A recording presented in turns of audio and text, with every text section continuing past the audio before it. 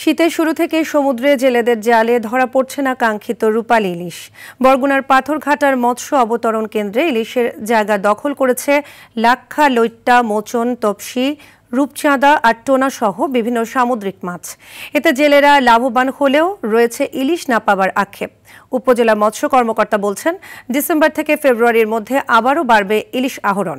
বরগুনার পাথরঘাটা থেকে তাওহিদুল ইসলাম শুভর পাঠানো তথ্যচিত্রে আরও জানাচ্ছেন আব্দুল হামিদ।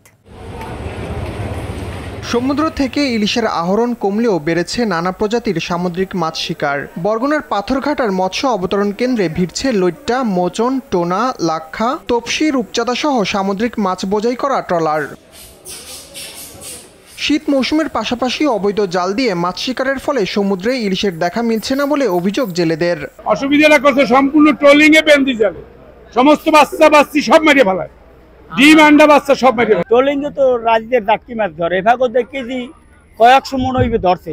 যেই পরিমাণ মাছ হওয়ার কথা ছিল অবরোধের পরে, যে এখন তো সবাই সব জেলেরাই মাছ ধরতে পারতেছে, কিন্তু ওই তুলনায় মাছে আপনার মাছ কম। প্রজনন শেষ হয়েছে, কিন্তু আমরা বুঝি তো অনেক মাছ হওয়ার কথা, মাছ দেখি কম হইতে আছে।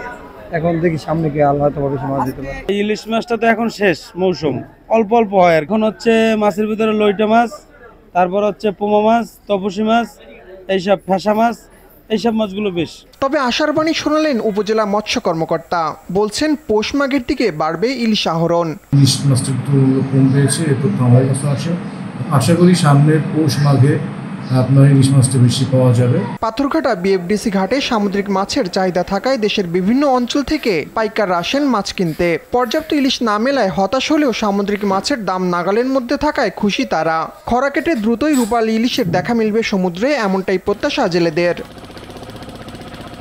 আব্দুল হামিদ, RTV।